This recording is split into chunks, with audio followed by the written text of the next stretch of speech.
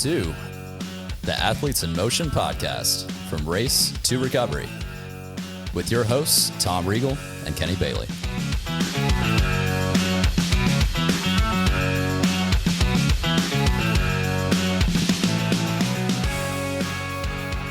Hey, Tom, how are you? I'm fantastic, Kenny. How are you today? I am fantastic. Thank you for asking. We have JP Primm here. JP, welcome. Hey, how are y'all? Yes, thanks for having me, and looking forward to having a good time today. Yeah, so JP, to read his accolades in Palmares it's going to take forever. But basically, let's just it's a two-parter. Former pro basketball player, now a ref for both the NBA and ACC. Yep. And when he's bored with that, he has a youth basketball league that you. Yep. And then just for fun, you're also happen to be a Cat 1 road cyclist that is currently the Tennessee State champion, right? In crits. That's correct. And we'll talk about crits later for those people like, what the hell's a crit? So we'll get into that. Yeah. We'll get into that in a second. But primarily what we want to do is talk about sort of your, we haven't had a ref on yet. So it's going to be an intriguing thing on sort of how you went from player to ref and kind of what that entails. So before we get down that path, was basketball, like when you grew up, was that it? Was basketball your sport, or did you just happen to fall into it? To be quite honest, it was obviously coming up as a kid, we were playing everything. I mean, with football and basketball and baseball. And, as I grew older, and I played all through middle school, baseball, I stopped playing in high school, my freshman year. But the main thing is I wanted to do everything. And if it was baseball and you asked me what my favorite sport was, it was baseball. And if it was football, during football season, hey, what's your favorite sport, JP? It was football. I was a quarterback in football and had some college offers to play college football. But I was a type that was like, well, basketball is all I need is me. I kind of control my own destiny. And, with being a quarterback, it's like, well, I need receivers to throw to. And if it was baseball, I need somebody to pitch to me. I need, to do this, do that. But basketball was I fell in love with it, when I was, younger. But then as I got, to high school, it was like, it was kind of me. I controlled my own, so that's kind of how I fell in love with it. And that part of, depending on other people, I struggle with, and I still struggle with it today. Yeah. As far as delegating this and delegating that with different things. But, I like doing it myself, and, I kind of control how good or bad I wanted to be. So where'd you grow up at? Where was I grew up in Dixon, Tennessee. Okay. So not far from here. Yeah. Right up the road. But yeah, so grew up there and, born and raised from there. And, it was really good. Community is growing like crazy, as you can imagine. Everything is blowing up now, but everything is kind of just going west, and so it's getting kind of full there too. So for high school, then, were you playing all three sports in high school, or did you have to focus when you started hitting high school? Yeah, no. So you were like Bo Jackson the whole thing, right? So I played all three sports going into high school, and then freshman year, because it was weird. It was like baseball freshman year, like during the summer, they wanted you to play summer ball, baseball as well. Yeah, and absolutely. I was playing AAU travel ball. So I'm like, well, I can't be at two places at one time. And that was a spot, the AAU was a spot for, you're going to play against the best of the best. And that's what I wanted to do. I was like, during baseball, I will play baseball.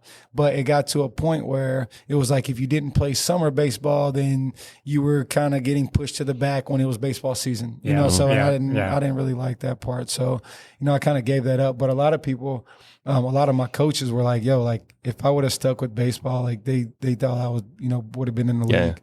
So where you sounds like you've had a huge drive early. Was that from your parents? Was that just kind of internal drive? What caused that? Like, you want to play with the best of the best? I mean, you sounded like, heck, middle school, you were, highly competitive, right? Yeah. And I was, and I think a lot of that came from my mother, just seeing her, working, two jobs and the drive that she has is, I think I got a lot of that from her, and just the persistent of being, like really wanting something and going after it.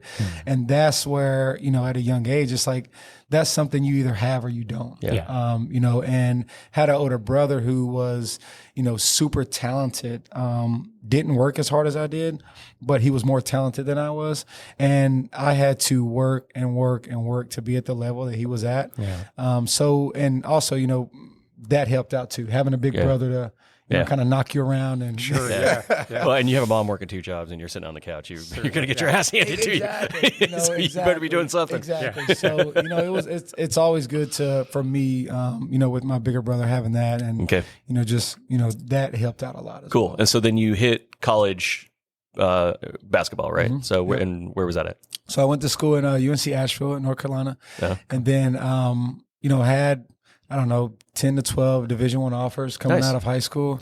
And, it was just one of those things like college, no matter where you go, you kind of got to make it the best place for you. And, with UNC Asheville not being a, Power 5 or, anything like that, like that is one place that I say that I made it the best possible. And the 4 years there were fantastic. If I could do it all over again, I'd do it the exact same way. Nice. That's great.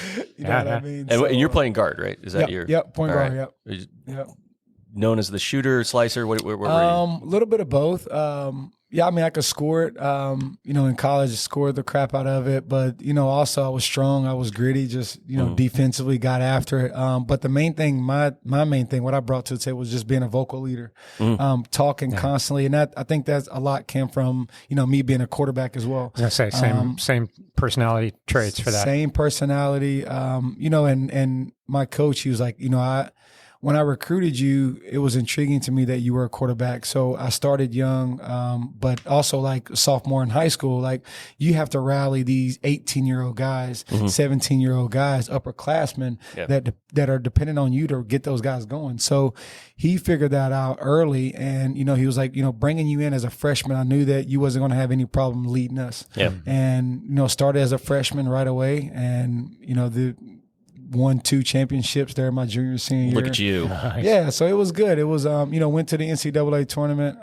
Nice. And that's just one experience that I wish every college basketball player can experience. Cut the net too? Did you cut the net? Yes, cut the net. That's best. Is flying private, it's awesome.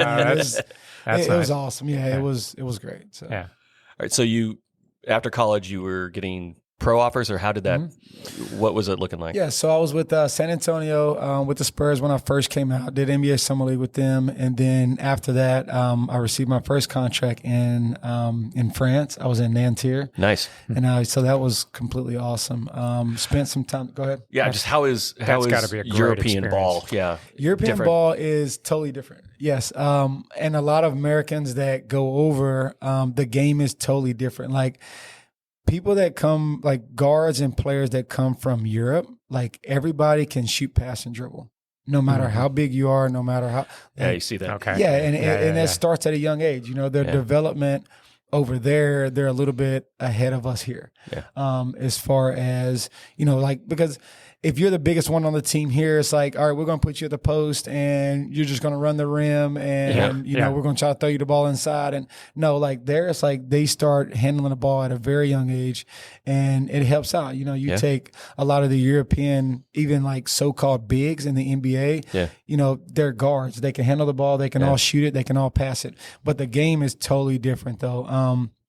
They're more focused on, let's swing the ball, let's create a mismatch, where the, ball over here it's like, it's a lot of isolation. It's a lot of, so the game is totally different, but it took me a little bit to adjust. Like my first season there, so we were doing preseason and, I come from where, I'm the man basically in college, it's like I'm the guy, they're looking for me to score. They're looking at me to make plays. They're looking at me to run the team. Well, there it's like, everyone can shoot, pass, and dribble and score. Now we want to get you the ball with 8 seconds, and we're like, all right, now do something. You know what I mean? So it's like, it's and it's totally different. So I struggled a little bit because, like I said, I was concentrating on things that I knew and that got me there. And there was a bit of adjustment, and and like I said, the first month or two, I struggled, but then once I kind of figured out kind of what they wanted, I adjusted pretty good. Well, I mean, watching a 7-foot guy shoot like an 18, 20-foot Yeah, jumpers like consistently would be kind of like, aren't you supposed to be down below, like just, taking up space Absolutely. and blocking? Absolutely. Right? That's hilarious. Yeah. Absolutely. So is it a more physical game? Is it a less physical game in Europe? Is it like, I'm assuming give or take. it seems like a kind of guy that you're okay with. Like, and it's fine. Like I was fine with the physical part of it. There, I never struggled, but for the Americans that play over there, like you don't get as much love as the locals. It's, Yeah. I mean, you'll take some beating, but it is physical depending on where you go. Really? Yeah. Like I was in the summer, I was playing in Dominican Republic, and probably the most physical league I've ever been in. Really? Yeah, and I mean, just get after you, and referees, they let you play, and it's in that part, like I was like, dude, this is physical. Do you like that more, or do you? Or are you just adjust and go, all right, game on? Is this what we're gonna do? You kind of adjust, but there are some, where you go straight from European ball to like physical play, and you're driving to the hole, and you're like, yo, I just got smacked. Like, that's a foul. Got tackled. You're looking around like, what? Right? The heck? Yeah, that's a foul. It's just a tap. But over there, it's like, the whatever. norm, and they're used to it, and they're like, Poppy, like keep playing. Dude, no, that's a foul. So, but great experience though there. Is basketball has been good to me. Good to say the least. How did reffing start kind of creeping itself up? When did that? So when I came back from Europe, so my stepdad is a big official. My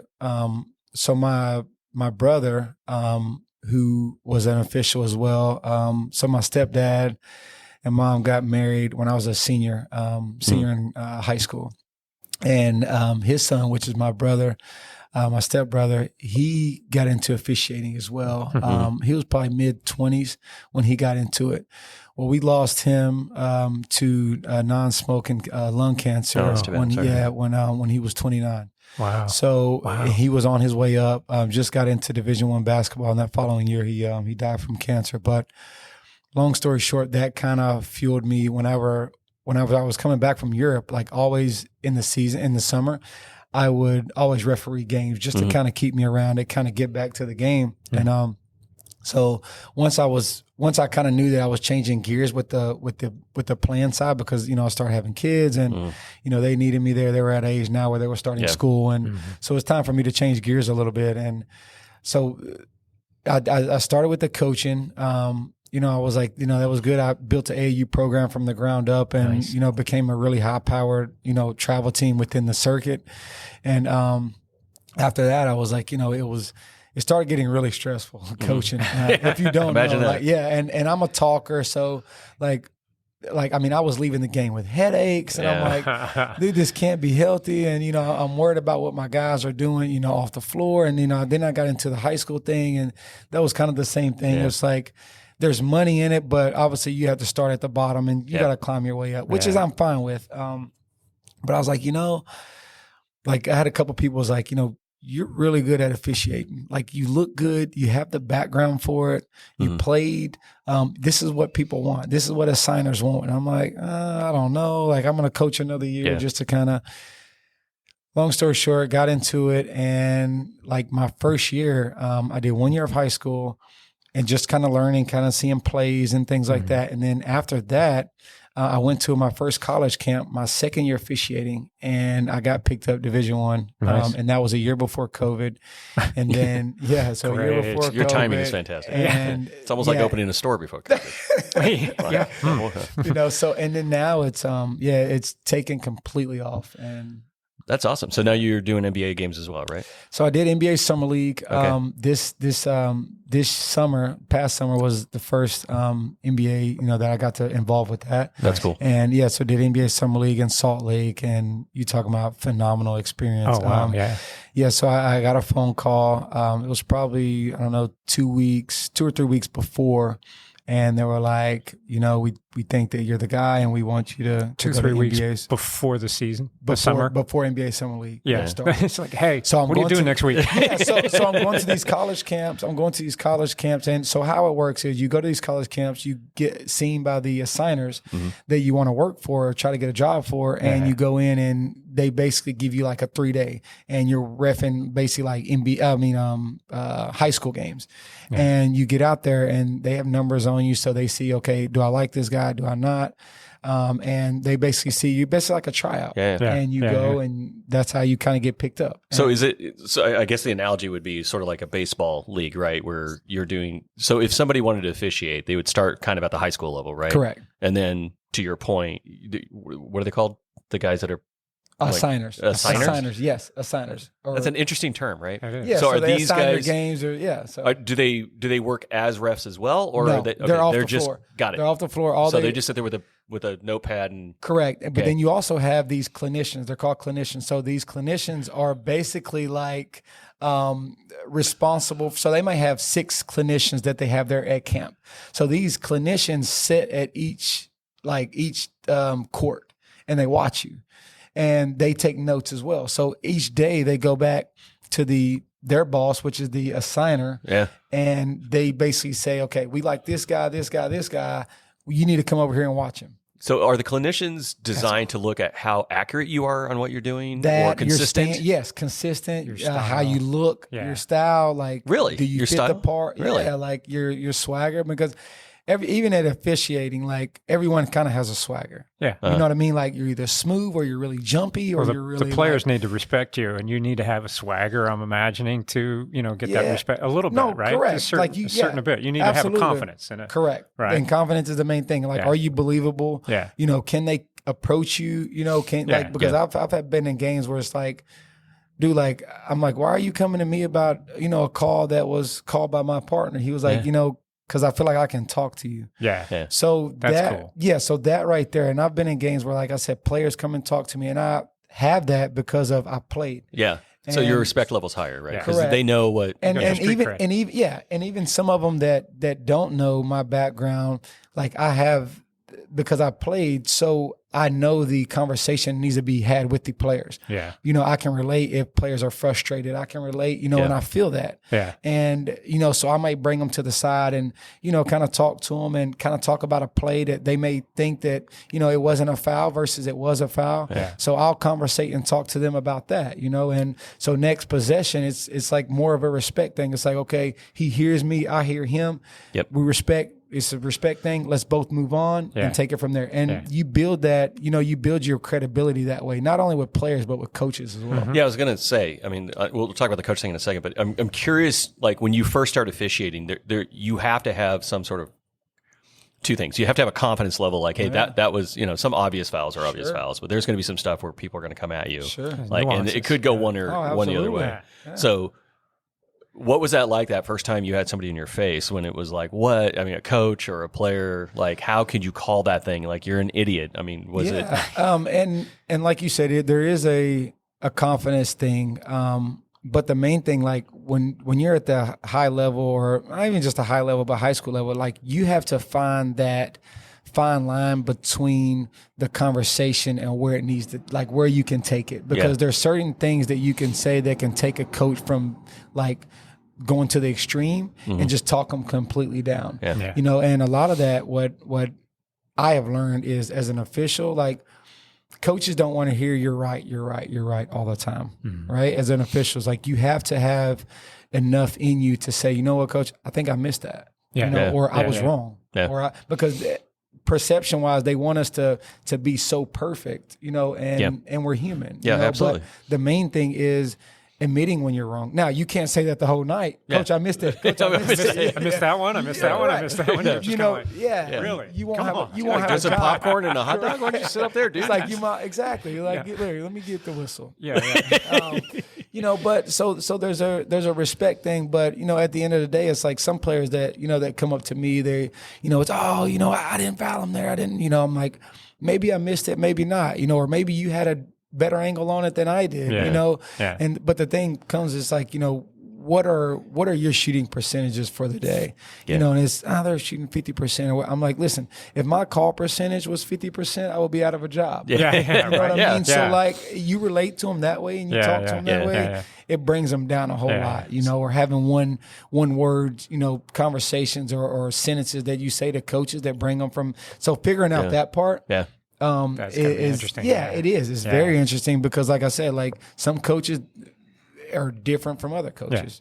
So what style would you call yourself? Like, if you had did you develop a style? Did you did you intentionally, or did you fall into, or do you have one? Sure. Do you need one? No. Should we get one right now? Yeah. Should we go get one? Should we go? Wow. Do you have a nickname? So I think right. So I think Suave. my swag. Try it on. Is, Suave. Right. Just boom. I think my swag is more of like laid back, and sometimes I get kind of hit with being too laid back. Mm-hmm. Now I've kind of gotten better with it. It's like sometimes, from perception wise, some people may think that I think the game is boring, but that's just my personality because I'm super laid back and I'm super chilled, and nothing really gets me like from 90, to 0 to 90. Yeah. And I'm real calm at everything, but I've also had coaches and players say that they love that about me. Yeah. So that's kind of, but there are ways and times in officiating that you need to go from 0 to 100. Yeah. You know what I mean? No, Like, absolutely. and- Well, an egregious like foul or Intensity. correct. But Correct. you have to Points, match it. Yeah. But then again, it's like you don't want to be too high. Yeah. You know what I mean? It's like Sure. not too high, not too low. Yeah. Let's just be even kill. And some referees would totally disagree with me on that. Yeah. But I've had assigners that say, we love that about you. I've had assigners that say, we need you to be a little bit more, have a little bit more urgency or have a little bit more. Cause like my movements are smooth.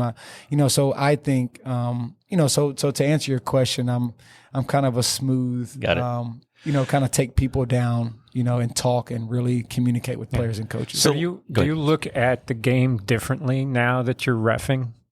Is there a different nuance to the game that you pick up on now that you kind of do? I mean, you came at it from a player, you know that end of it. Sure. What is it that you look at now that you see a little bit like it's a bigger picture? Yeah, right? it is. No, absolutely. The game is faster. It's crazy because NBA Summer League this past year, it was there was an NBA. It was a commentator played in the league, and he said, "I want to try officiating for a day." And they put him in a game. Richard Jefferson. They put him in a game, and he never officiated a day in his life. Yeah. And he said, "I just want to see," because he's a commentator, and he said, "It's good for me to see what y'all go through." Yeah. Man, they put him in a game, and his eyes were this big around. Yeah. So they interviewed him after, and he said, "This is the hardest job ever." Yeah. Yeah. And he respected the officials more, now than he's ever have. Yeah. And so to answer your question, like when I came from playing, the hardest part for me was not just watching the game, because you have to watch certain areas and certain plays. But now it's I'm hip to, things that players are doing because I used to do them. Little small things like holding people on the screens and like small little things that if you're not paying attention, they could get away with. Yeah. So that kind of puts me one up in that level. But calling the game from an official standpoint versus a player standpoint, that was my hardest thing, because there will be plays where it's like, that's a foul. He got bumped a little bit. Oh, I need to call that. Like, I'm not a spectator. Like, wow, nice shot. Oh, wait. Exactly. I need to mark that. Absolutely. So, that was my biggest, my biggest leap was trying to referee it from a official standpoint versus a player standpoint. Yeah. Nice.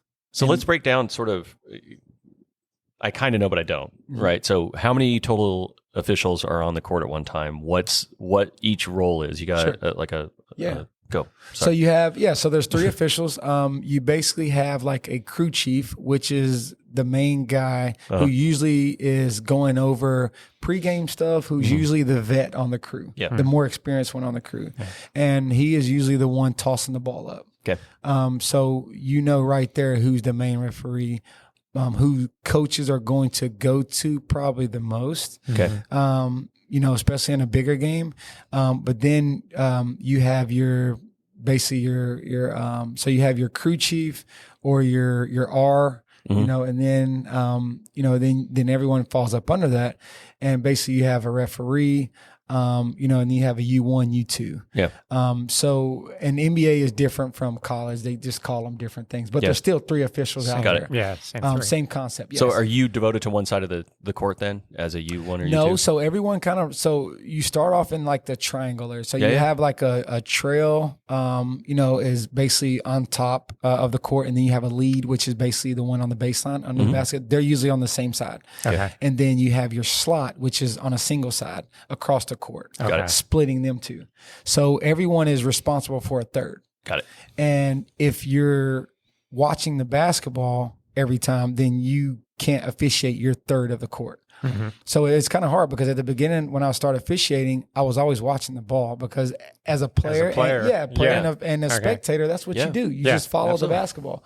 Well, when you officiate, you cannot follow the basketball. That's like the number one cardinal rule. You're watching Do anything not but ball the ball. watch. Yeah. Correct. So you ball's got over here. Exactly. I'm right here. So you're watching. So you're watching screening actions. You're watching. Jersey yeah, grab. Absolutely, the whole nine. So the person check. at the bottom, the lead official, they dictate the rotation. So if the ball is on the opposite side of them, then they need to go to the strong side where the ball is at. Okay. So then if they're rotating over to the slot side, that's the single side, then he comes up and then now, So it's like a yo-yo. Exactly. Yeah, that's that triangle keeps rotating based on where you need to be. And that's what it is. So that's cool. when you rotate, now your third switches. Yeah. Now you're looking at a different third. So you may be under the basket at that point trying to figure out, rebound issues and everything else. Correct. Right? Yep. Holding, screening actions. If there's block charge plays, plays going down the lane, you got to be able to pick up defenders. Yeah. So it's an interesting gig, and I think that part drives me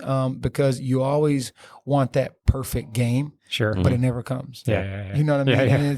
And it's the same as racing. Yeah. I get it. Yeah. You want that perfect race. It never comes. It never comes. Yeah. Exactly. Well, and the intensity keeps you level, going, though. I mean, exactly. you are, like you said, it's pretty intense, especially your fast breaks and things are going on. And then all of a sudden you're underneath and like you rotate on the third. Yeah. And you're looking at like 4 big bodies underneath trying to, Absolutely. Trying to pick them up. Some guys cutting in, down the lane. Cutting and screening and you're driving down and, you're in a building with 10,000 and you make a call and the house is coming down. Happy. It may be the right call, but you gotta. But how do you you still handle got to that? make that call. Yeah. How do you handle that? That you hear the crowd coming down on you, and it's like you can't let that affect your next play because if you go into, we call it going in a tank. So if you let that affect you, now it may affect your next second and third whistle. Sure. Now you have a snowball effect. Yeah. Or it's a foul and you're like, but what the last one may not have been a foul. Is this one going? You know what I mean? Yeah, so it's a fine line. But the really good ones, they hit that reset button because we're going to have those ones that maybe could have went either way, or we just had a bad angle on it. Yeah. But the great ones, they push that reset button and they move to the next play, and that's what helps me is because I played it. And I have to experience that as a point guard. Yeah. I turn the ball over. Okay, get back on defense. I can't let it happen again. So moving to the next play constantly. That's what really helps me out too on the officiating side. Nice. That's so amazing. you're coaching or ref in the ACC, right? So which house is kind of like the one you like when you? Is there a particular college you get to? You're like, oh man, these guys are going to be like obnoxious. Is there? Well, actually, this will be going into my first year in the ACC. Okay. Nice. Okay. But are you looking forward to one? Oh my goodness. So I played in. I could say I played in almost every school in the ACC. Either played against them, had tournaments there. Sure. Like, are there rowdier ones than others? Oh my goodness, Duke, Carolina. I played at I played at both of those spots. NC State, Clemson. So all of it, pretty much all of it. Yeah, I played, it's just gonna be loud, right? Oh my goodness, it's gonna. So how does it compare to like you said, summer league in the NBA? I mean, is it so summer you got league the band, you got the whole thing? Sure. Right? So summer league in the NBA, the crowds are really good, but college basketball during the year is bananas. Yeah, and it doesn't matter what game. It's every game is crazy. Is going to be bonkers. So, the atmosphere is a whole nother level. Yeah. It's crazy. You have to deal with fans. You got to deal with coaches. Yeah. But like that part excites me. Yeah. That part is like, when the game is on the line and, game's tied up and there's 5 seconds to go or 10 seconds to go. And it's, like, I want that play. I want to be able to make that call. I want to be able to, where some officials like, I'm not calling that. I want the action to come in my area because, you know, like, I don't know. And I think that that comes with, you know, wanting the ball with 10 seconds to go. I want the rock. I want to be that guy. And if I miss it, so what? So how do you tune out? You know, you've got 20,000 kids that are screaming their brains out. You got a band that's going like crazy, right? You call a play on you know, their marquee player. How does that? I mean, do you not look? I mean, do you just? You know what I mean? It's like you walk to the table like exactly. I mean, how do you? I mean, do you just have to tune out the noise? I mean, is that the thing? Is it like your playing days when people like boo you when you get up? It is 100%. It's like when you're on the road and the game is going bananas and you're going back and forth. And, you know, the thing is, what we used to tell ourselves when we're on the road is we want to silence the crowd. So the quieter it is, the better. You know, and that's kind of the same, you know, that's kind of the same with officiating. Because if you can leave out of a game and they don't know names, they don't know, you know, then you've done a good job. You know, it's if you're not on Twitter going, that guy. Correct. Picture of you on Twitter. Correct. You don't have to run to your car. Not on the lead story on ESPN. You know, so it's, but you know, it's an awesome thing, man. It is like coming from playing to officiating. Like I needed that. I never thought I'd get the same excitement as playing. And like the officiating thing, like it feels like I'm playing all over again with the travel, with the interaction with players and coaches. And I have the next best seat other than and playing. You still have to keep your fitness up because you're running just as much. 1,000%. You don't get to sit out. 1,000%. And it's like with the officiating thing, it's I'm gonna take a breather. Right. Now I'll be right over here. Just you guys up. Just double it up. Man. We're good. We got a Gatorade. Exactly. You know, so it's like, you know, it's like I said, the playing part, I never thought I'd get the same excitement, but dude, it's so when you, I just find it fascinating because do you feel like you need to, like, are there times when you got to let the game play, even though they're being more physical than normally or stuff that you would call, when you look at it, you go, hey man, you know, they're playing physical, but they're not playing dirty. Sure, it's they're marginal. Not, right. I mean, so we call that marginal contact and stuff. So like the first 5 to 7 minutes, we like to, you know, say, let them sweat. So the first 5 or 7 minutes is going to really kind of dictate how the game's going to go. The physicality part. It's like, are they playing physical or is it illegal contact? Is it legal contact? You know, but like I said, there is a such thing as game flow too. Like we don't want 1,000 whistles messing up game flow because people are here to watch them play. They're not here to watch us officiate. Now, there's a guideline though we have to follow. And if you, like, let's say if teams are playing handsy, you know, with their hands early, you know, if you pop them early, they'll stop. You want to bring that. So you have to, so you have to also be in control of the game as well. Like you have to, you know, tell them, hey, this is where the game's going to go, or this is where the game's going to stay. You know, so you can't be afraid of taking ownership or, you know, taking over a game, saying this is how it's going to be ran. Are different, I'm assuming different referees are like the guys in charge, like you have to adjust to sort of their, like, or is it fairly consistent? Like, well, this guy kind of, you know, the guy that generally I ref with here tends to be okay with being a little more physical, or this one. No, that happens. And, you know, but we have pregame talks as well. So the pregame, we go over matchups, we go over coaches, we go over players. We go over, you know, what players are, you know, going to be problem players. You know, so we talk. Because everybody knows who the problem players are. Everybody knows. League. Everybody knows. Everybody knows the problem coaches. Yeah. Everybody knows, you know, they're like, I mean, it is what it is. And it's just like the players know, or we know about the players, the coaches and everything. The coaches and players know about the officials. You know, there's some times where as a player, you know, I would walk in and see officials. I'm like, God, it's gonna be a long day. Now you're that guy. You know, and but it's the same with, you know, with when you get your schedule or when you're like, I gotta go there, I gotta deal with him on you know, November 28th. It's gonna be a long one. But you know, you don't hold grudges. You don't hold. It's a mutual respect. But you know what? You know that night that you're gonna have to bring it. You know, or you know that night that if something happens, you might have to set some things straight. You know, and so how much? I mean, during warm-ups and stuff, how much talking do you guys do with the players? And is it more just, hey, man, have a good game? Is it, I try to talk to the players a lot because I think early pregame, that's when you can develop the relationship right there. So what do you generally talk about? So, I may ask them, how was, I seen that, last game, y'all were right there and, it's, y'all just didn't finish it off and, or it may be a player or two, like one of their key players that I'm, talking to and, hey man, I seen you been shooting the crap out of the ball lately, man. Hey, keep that thing up, or something like that. It's like that lets them know that we're doing our research. You're not stuff too. You're not just pure I'm not just cops, showing up, right? Yeah, I'm not just showing up. I'm human. You know what I mean? Or somebody may be shooting. One of their players might be shooting on the side, or hey, you can't miss 2 in a row now. Come on, man. Come on. Just little small conversation. Sure, that you can win players over just right out of the gate. We love the game too, right? Absolutely, we're here for that. We're here for that. We're just here to make the game smooth. Yeah. You know what I mean? Like we want to see good plays. Yeah. We want the game to go up and down. We don't want to stop the game. Sure. You know what I mean? So if we can do that and limit our whistles, the game is smoother, the flow is smoother, and everybody's happy. That's awesome. Yeah, and it just kind of seems like that.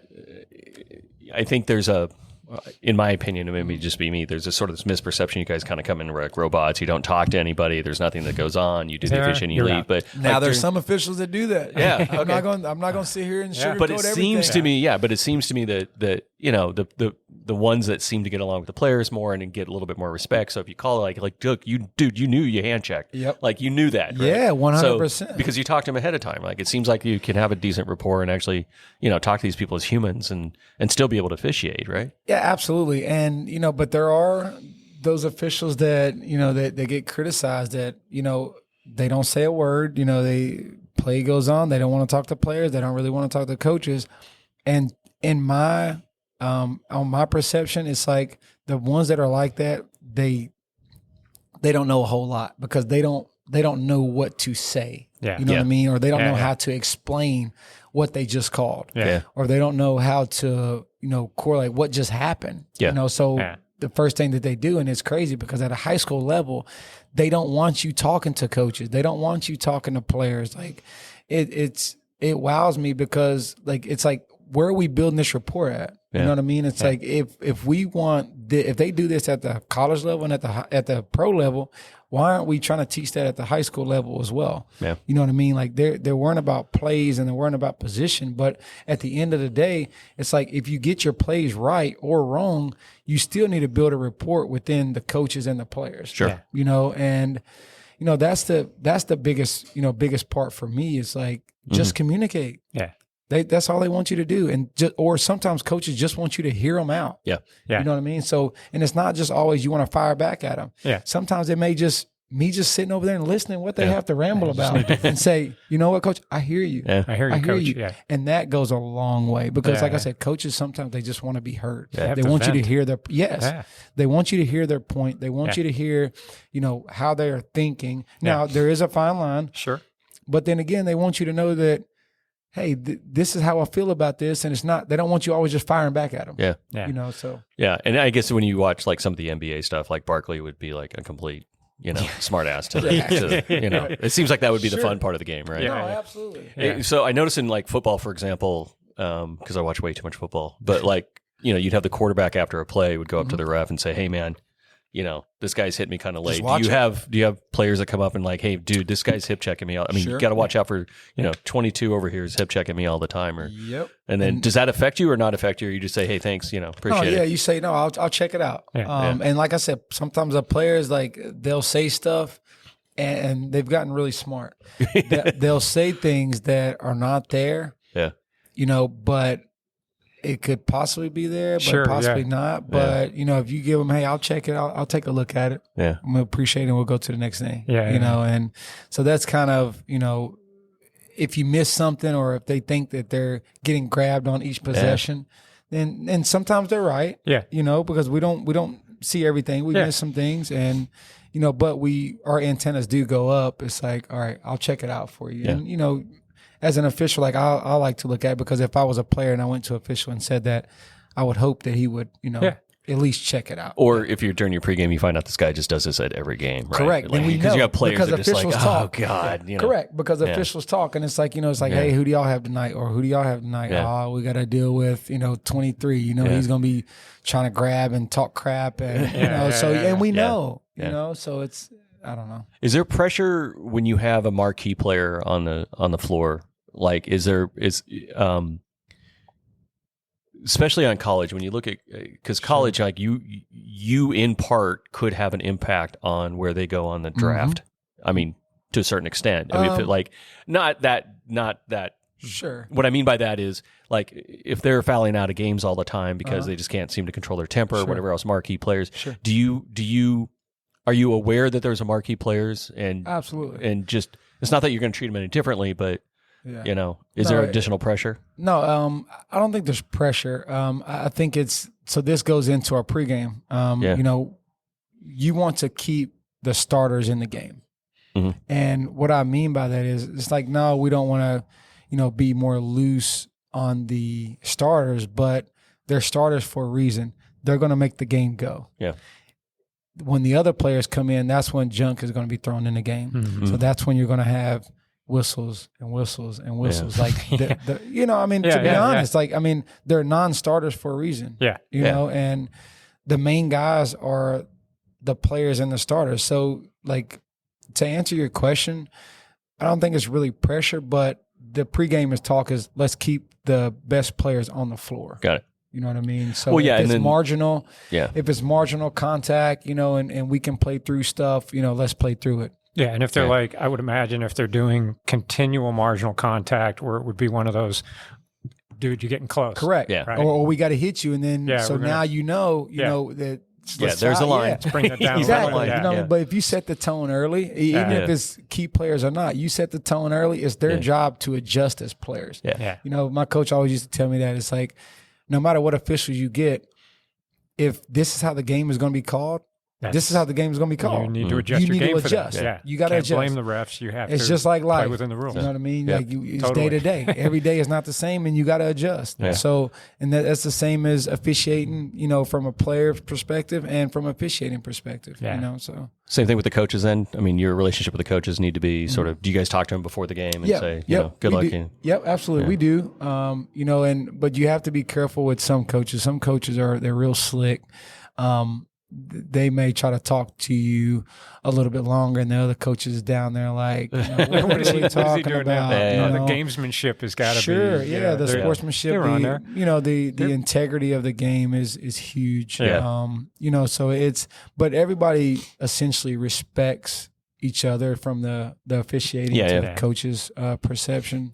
So it's a fine line, but it's a respect thing too. Yeah. Any apologies at the end? Like, hey, sorry, I got heated, man, or anything Absolutely. like that? Yeah. Really? I've been in situations where coaches are just trying to, amp their players up or get them going, and he might go off on me. Yeah. And I might have to stick him with a technical. Yeah. And 5 minutes later, he was like, man, it's nothing personal. I was just trying to get my guys going. I'm just trying to get them. Just trying to get them cool. amped up. It was nothing personal when I whacked you. Yeah, it's sort of like the baseball manager getting kicked out, right? That's it. Because you want to show your players you have passion too, Correct. right? Yeah. Correct. I'm willing to take a technical for this. And they do that at the college level, and even at the pro level too. Like, they'll jump on you about something, and they'll come back and say, it wasn't personal. My guys are playing like crap, and I'm trying to get them. I'm trying to fire them up. Yeah. So, and a lot of times, they're doing it for boosters and everything. And recruiting. Yeah, correct. His contract's on the line for the year. So the coach is let's like, get after him. I want $11 million a year. But they know, like they know when it's time to be stuck, and they don't. Now some of them will get pretty wild, and you might have to dump them. But but it's fine. It's like I said, it's a respect thing, and they know when it's coming. Sometimes they ask for it. Sometimes they do it on purpose, right? Yeah. My job right now is how long am I going to have to yell? What am I going to have to use? No, fun. Like, I've been in games, like I said, where coaches are just getting after it, and my partners will not whack them. And, I'm like, dude, give it to them. And then I end up having to whack them and give them a technical. And it's like, I was trying to get your partner to do it, but he wouldn't do it. It's like, I'm trying to get my guys going. That's funny. Man, Trying to get my guys going to radio technical. I was That's going awesome. to have to start calling your mom mean, it's names not and stuff, right? God, what does it take to get a technical here? Well, the good news too is at least you know it, right? So Sure. you're like, I get it. You're not yelling at me. You're Yep. yelling to Yeah, fire you're somebody yelling- up. I get it. Absolutely. Okay, Yep. all right. Yep. Let's do the And dance. that's a whole- let's do it. the Let's do it. That's Let's funny. do it. So for your career development, then you definitely want to hit NBA, hit marquee games, Yep. do all that, or do you like Absolutely. the college ball, or is I that do love the college ball, but end goal is, like I said, I want to work it at the highest level, and not saying that college basketball is tough, and college basketball is really good. yeah And there's a lot of money in college basketball. yeah The NBA for me, I want to be at that level one day. Played it, but then now officiating there full time would be cool. Completely love Would it. be awesome. So is it, if you don't mind me asking, is it do you get paid like contract? Is it by game? Is it a yearly contract at the lower levels and then or at the higher levels, or how does it? College is per game, Okay. and then the league, it's a union, so you're salary based. Got it. Deal. And then how much control do you have over which games you get to officiate versus you don't? Oh, okay. That would be a zero. Okay. So that's the So I didn't know if assigners. like seniority So is that- like, no. Well, yeah, you'll have seniority. So the assigner knows though. So this is when the assigner comes in play. It's like, all right, if you've been, like I said, in the ACC for 10 years, like you're going to get hooked up really good. If it's a pecking order, if you've been in, Same with anything. same thing. It's if you're a vice president, you're getting hooked up. Yeah. Versus you're on your first day here. You're at the low end of the totem You're getting your own coffee. Yeah. Exactly. Correct. You're not, delivering, getting delivered, coffee delivered to you. So, so it's a pecking order, and obviously the vets get taken care of, and first year through third year, and there's also like a pay grade too. So there's like a tier 1, tier 2, tier 3. Yeah. So the vets are getting the highest tier. Yeah. Yeah. Next in line, like 5 to whatever years, are getting tier 2, and then year 1 to 4, you're getting the bottom tier. And is it some sort of bonus structure if you're hitting championship games or playoff games? Yep. I kind of assume. Essentially, like if you're going to the NCAA tournament, then you're that's getting the bonus. Yeah, that's the bonus. Yeah, you're still getting paid. Yeah. You're still working. You're still working. That's called Everyone else income. is sitting on the couch. Exactly. You're getting paid. You're still getting There's paid. your bonus. There you go. Yeah. Got So it. so that's kind of how, and same thing with conference tournament. So everybody don't get to work the conference tournament. Yeah. So if you're working the conference tournament, that's your bonus because you're still getting paid. That's your pro Well, league. and are the assigners looking for is it individual, or do they try to match 3 different people because they just seem to work better? Like, is It there could be more of a random. synergy? Nope. It could be random. Now you can get graded off your call percentage, and how you're doing in these games. They help, but it's essentially like sometimes they're going to take the vets to the tournament, or if you but if you do have a really good year, then you could work the first and second round of the conference tournament. You know what I mean? If you're a young guy. Yeah, I guess I'm trying to figure out are other refs either positively or negatively affecting your perception of your performance? Possibly it can go that way, because if you're in a game and y'all completely just butcher the game and butcher rules and kick rules as a crew, because if it's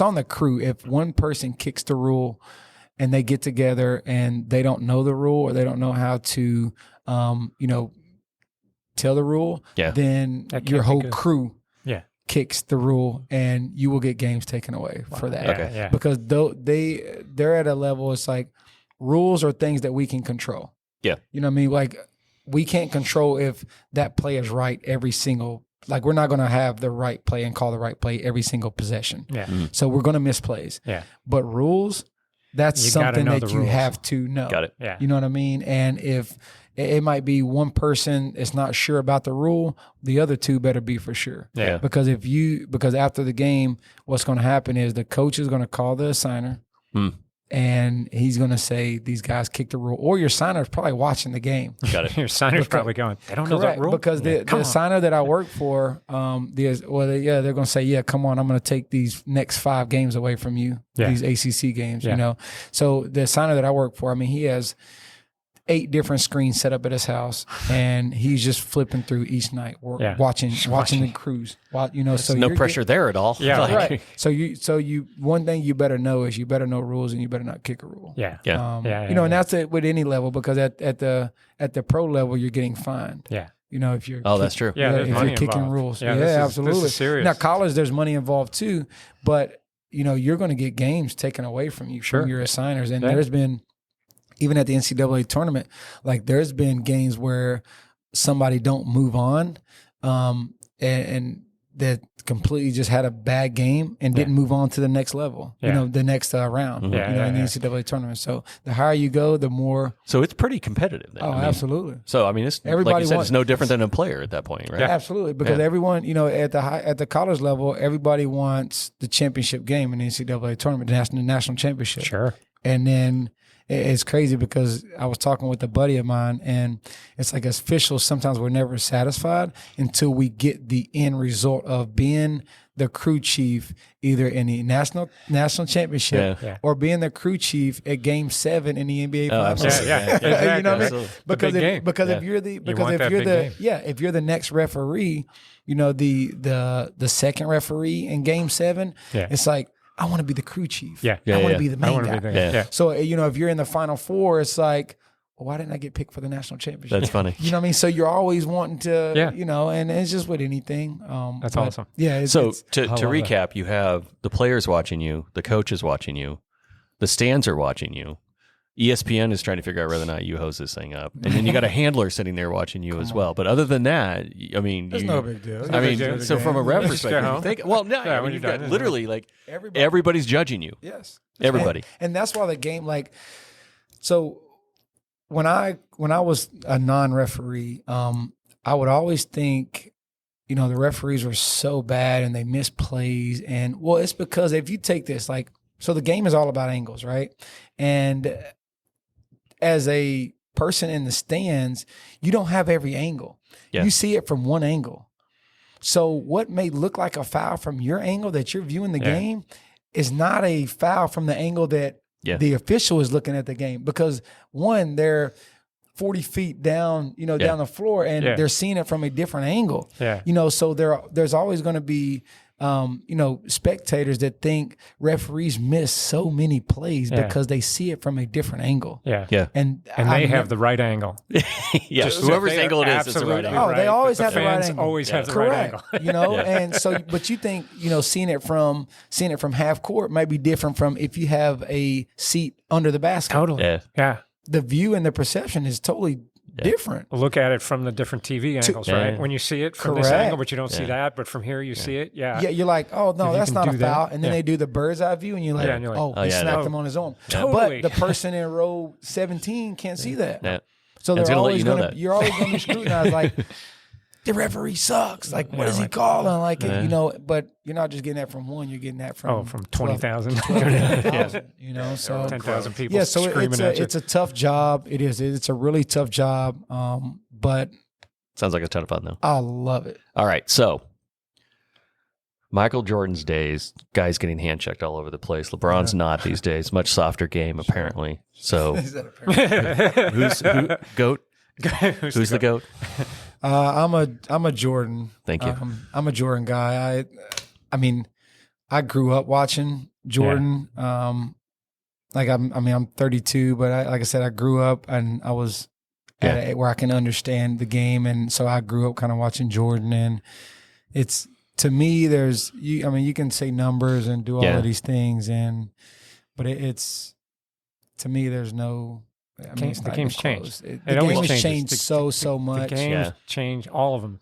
It's just watching the game management, though, that Jordan absolutely. did. Yeah. That was fun to watch Jordan. It's just a game management, right? Yeah. It's just like he walked in. The infamous story is like, oh, this guy? Okay, I'm going to do 50 tonight. Yeah. Right?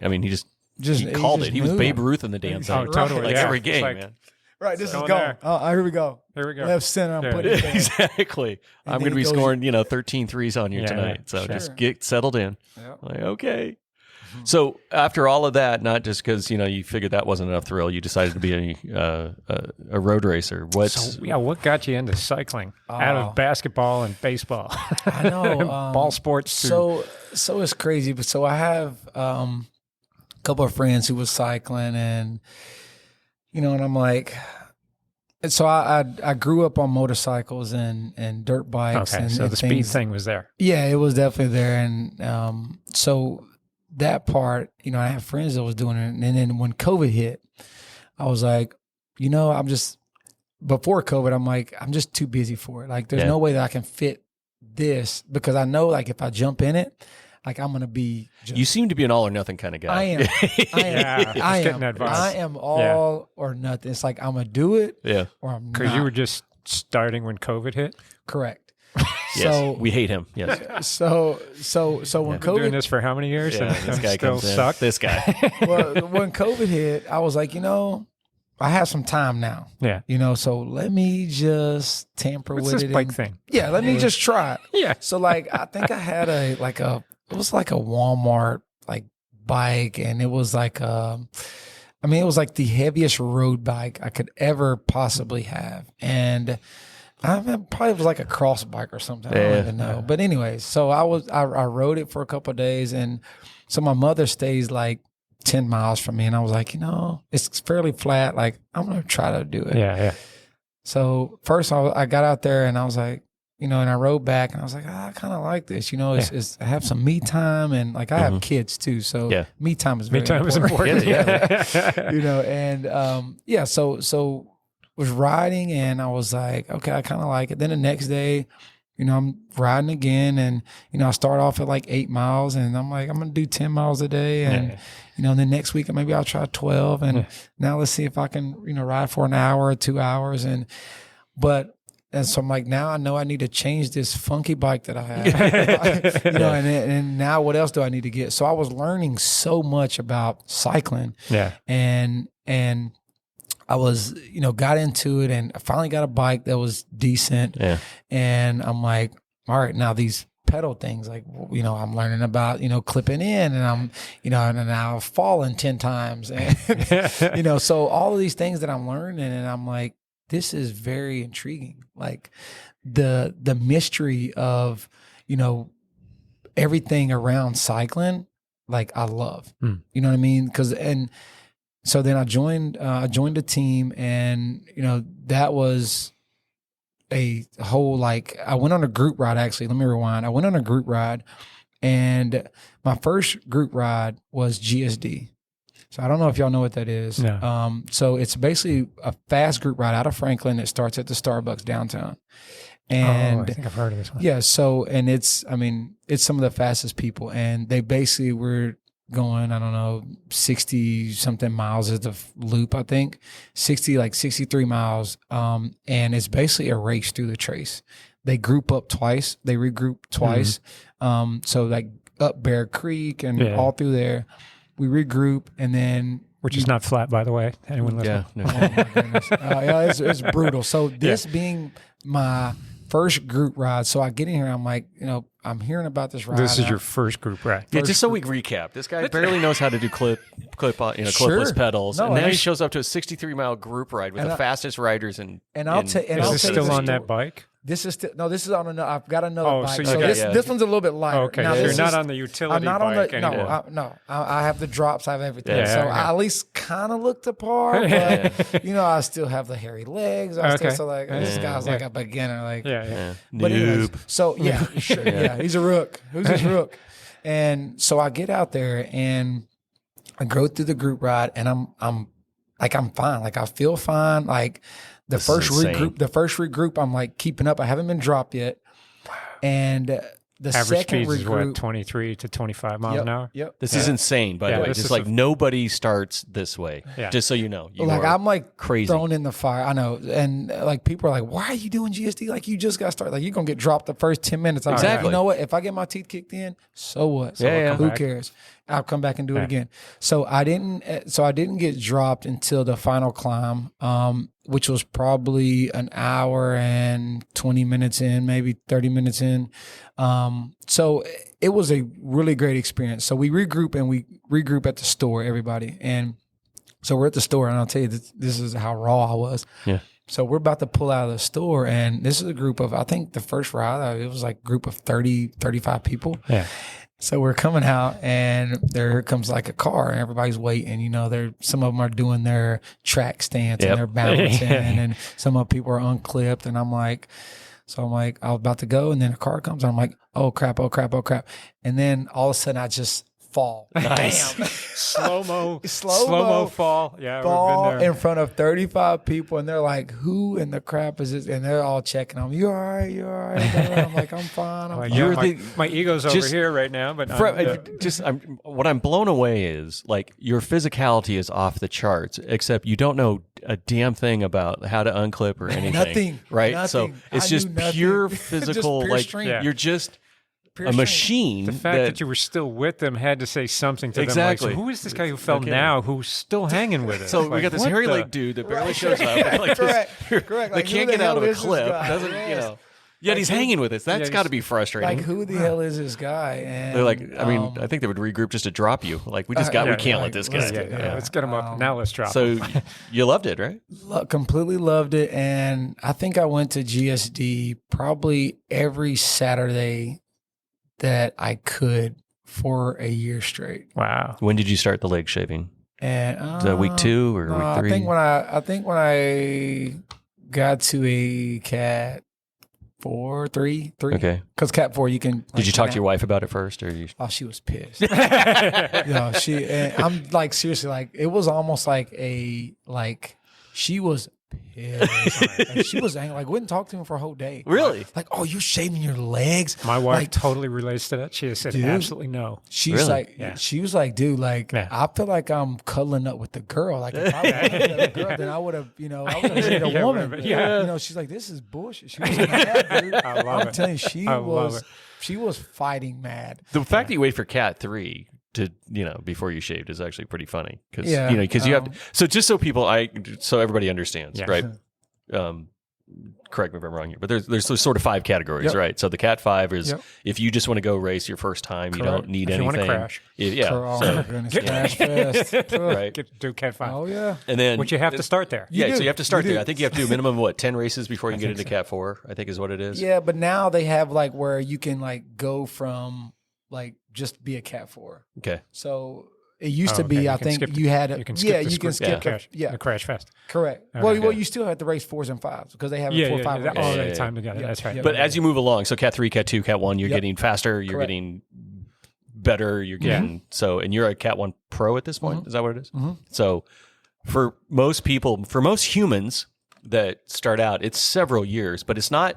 And I want to impress upon people how impressive this is. It's not just speed; it's bike handling that is by far the biggest thing. Yep. Yeah. And you're doing Criterium. So how is a Criterium different than like a road race for the Holy people crap. that don't know? Well, just imagine, so a 4-corner standard, 4-corner mile long crit race for an hour and 10 minutes. And there's 110 people, and everybody is trying to get out and go to one place at one time. So that is just complete So it's a 1 mile loop mayhem. for an hour and 10 minutes, Yep. fast as humanly possible. fast as It's you can go. NASCAR. You're bumping. Correct. You're hitting. You're rubbing. It's Yeah. Yeah. okay. But a road Shoulder race to is much shoulder. more. Road race is going to be strung out. It's like what people see on depending TV, right? Correct, like 60, Tour de 70 France. miles. Yeah, correct. The Tour Now- de France. Yep, Yeah, and you're- depend, 100. It depends on which road race you're doing. It may be 100 miles. It may be 115. It may be 80. It might Yeah. be 60. Depending on your category. Might be climbing, might not be Yeah, climbing, it might be whatever. Correct. It might Crit's be a flat. Crit is majority flat, and for Mostly, yeah. for bigger people like myself, that's That's a relative term, right? I mean, bigger people on cycling, like if you're 145 pounds on road, you're good. You're good, right? But 165 is correct. It's heavy. is almost heavy. It's Yeah. heavy. It's way exactly. heavy, So yeah. it's and crit is flat. So we carry the bigger guys tend to carry speed a little bit better. Yeah. But we do have to put out more power because it's obviously watts per kilogram. Yeah. So we do have to produce more, but we carry more as well. So the flat helps the bigger riders. Yeah. So I guess I'm trying crits. to impress upon here. Early 2020, you're trying to figure out how to get into clips pedals. Correct. When you're doing fast forward to now, crits are incredibly fast. 2 years later. 2 years. In 2 years, you went from what's a clip-on or what's a clipless Correct, pedal, right? yeah. Or what's a bike computer? Yeah, what's a bike, right? Computer, yeah. Right. What is this? And you know? to because How do I've you been pair in this crits stuff? before, and they're tricky. You got to know what you're doing, right? Yeah. Very tricky. And the fact that you're the state champion going from that fast is ridiculously stupid, and I hate you. Okay. So, went from, So how did you figure out the handling part? Like, Yeah, was how- it easy for you because you've had a background in sports and basketball, or was it just because that to me is the difference between you sitting in an ambulance? It has to be the And, motorcycle. It has you to know, be. It It's is. Was that it's it? motor Yep, riding it as a is. kid. You It learn is. balance. You learn Correct. handling because it's all that. It is. That's what relates across. Well, it's reaction to, too. Like you got 120 people. It's turning. Bunched in. Turning. Most Yeah. people think that you turn the wheel. No. No, you have to have You a gotta certain. lean, you gotta have It's the- all Okay. physics, Yep. Sure, right? You have sure. to lean When did you- angle, power, what speed. Yeah, so that It's awesome. that right there is, I mean, this is spot on. And like I said, I've driven motorcycles at a very, very, very high speed. Just said you were a kid with a moto. Correct. You went And- fast. Yes, correct. And even in my you're still alive. adult years, I've probably driven motorcycles faster than I probably should have. But even like handling the bike at that high speed helped me with the bike. Now it is different because now you're in a field of 110 people, trying to all squeeze in and try to get to one Literally place. shoulder Yeah. to shoulder, touching. Shoulder to shoulder. So that part was different. That Yeah. part took me a little bit to get used to because when I first started, there were a couple races that I went down hard, Yeah. and it was just the front wheel to back wheel, Yeah. little small things little like touch. little touch, Yeah. and that threw me, and so that part was tough for me to figure out. Okay, now and then you go from there. So in 2020, I think I've raced maybe 5 races in 2020, and then from 2021 to the end, I started 2021 season as a Cat 3, and then I was a 1 by the end of the season. So Yeah. essentially, I got to a Cat 1 in a season, basically. yeah. Yeah, you just rode every so I race take that it- you possibly could. Yeah, well, yeah, correct. So, and that was the biggest thing. It's like, if we're going to do this, let's do it. But then there's no better way to do it than to be thrown in the fire and Yep. figure it out. Yeah. Because I've always been get thrown in the fire and I'll figure it out. Yeah. Or Yeah. I'll find somebody that'll help me figure it out. Yeah, yeah. And, so to answer you, the main thing for me was not the bike handling part, but being comfortable around 100 other guys. Yeah. going and 35 miles an going hour. 35 miles an hour and not Literally, scared to you eat know, shit. You know what I mean? Yeah. So- And you're hitting, yeah, you're you're shouldering this, people. Yeah, you're- like this past weekend. I mean, there's 115 people in the field, and everybody is trying to do one thing. They're trying to win the race. So Yeah. there's going to be bumping. There's going to be banging. There's going to be people getting cussed out. There's going, Yeah. you know what I mean? Yeah, it's just, absolutely. it's part of it, and it's like NASCAR. It's like people want to see the final 5-6 laps, Yeah. and it's Yeah. the same thing with crit racing. Yeah. It's they're there to watch the end of the race, and there's wrecks after wrecks after wrecks. Yeah. But the bike handling thing is the main Yeah. thing. And When you absolutely. get to that level. I mean, because that's the hardest thing to learn, Yeah. right? Which is not just, hey, I can go fast and, Sure. and I'm comfortable with going fast. I know how to handle it. It's I got to handle it with literally, you're in the middle of a group of, there's literally 8 bikes surrounding you. Sure. And you got to figure out how to kind of get your way into the front third because Yep. if you're not in the front third, the back third is where the wrecks occur. Yep. I mean, and you're Yep. strategizing where to be and who to follow and how to conserve energy. Exactly. And now Yeah. that's a whole nother thing. Yeah. Oh, It's God. like, it's insane. you don't want to use too much power, and if you're not sitting on a wheel, then then you're out in the wind, and now you're using way too much power, and then when 4 to go, you don't have enough to be there at the finish. So that part, and it's all of that tied in to that's crit racing. Yeah. And it's brutal, and I'm still learning.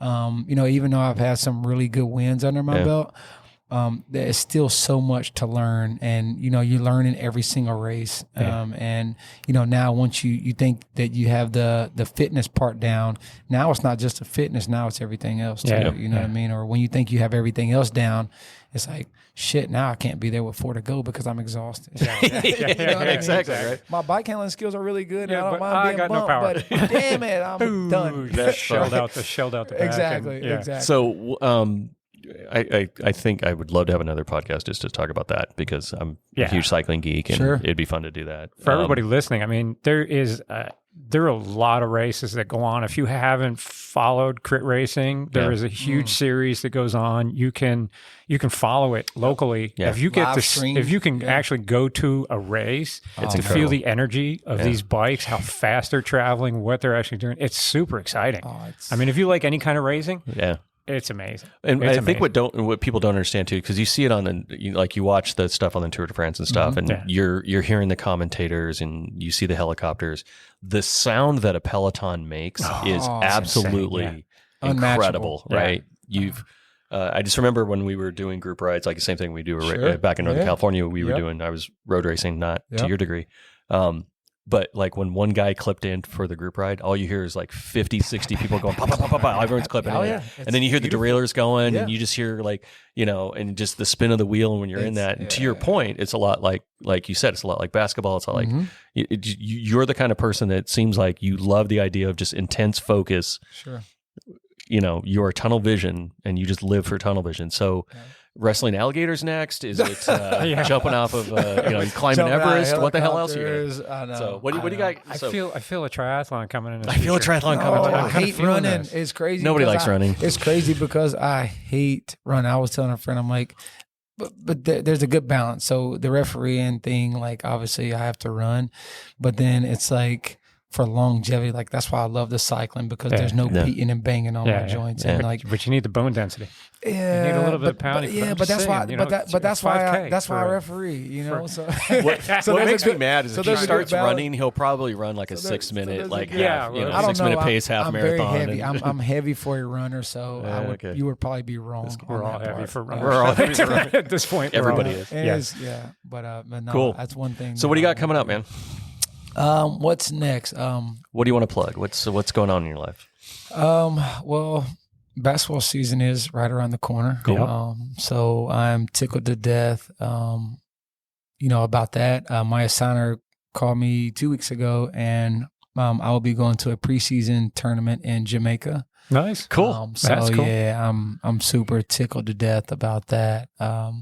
So wifey's coming out there with me, so it'll be cool to spend 5-6 days out there in Jamaica. Yeah. Grow the legs out, or are you going to keep them shaved? No, they're now, once you shave them, you can't go back. I get it. I can't go back because she might get get used to it again. Just got her used to it. Exactly. Then she's gonna be fighting mad. I get it. You don't need that. Correct. So it's but yeah, so that's next, and I'm interested to see kind of where the cycling, how you fit the cycling into the season, to the basketball season. So I travel when I travel, if they're not driving distance, like if they're 2-day, 3-day trips, then I take my bike. Yeah. Put it on the trainer, or you ride outdoors? Yep. No, I put it on the trainer. Yeah. And then if there's a multi-day trip and I'm flying, like I'll take my bike too. And I'll try to ride out there. Yeah. Nice. It's because essentially like that's the meat of the off season, right? I mean, you're talking about from November to March. Yep. Mm-hmm. So it's like, dude, like if I don't get it in, then the run-in's gonna may or may not. You need to at least maintain. But at least maintain when everybody else is logging 20 plus hours, a week. Yeah, it's like you're gonna be spit out the back come April, May. Yeah, So so I'm interested to see where the cycling thing takes me. Cool. Not ready to. I get it. So it's cool. It'll be fun, but like I said, looking so forward to what next season has in store. Sweet. Exciting. Oh, that's great. Yeah. So, thanks for joining us. I mean, this has been fantastic. Really appreciate your time. It's been great. Everyone who's listening, thanks for chiming in, giving us your thoughts and feedback. Give us some thumbs up, 5 stars. Share this with everybody. I mean, all of that helps the algorithms and gets us out there a little bit further. So we really appreciate all the feedback that we have gotten. Kenny, thank you so much. Yeah, JP, thank you so much. We really appreciate it. And everyone will catch you on the next one. Thank you all so much.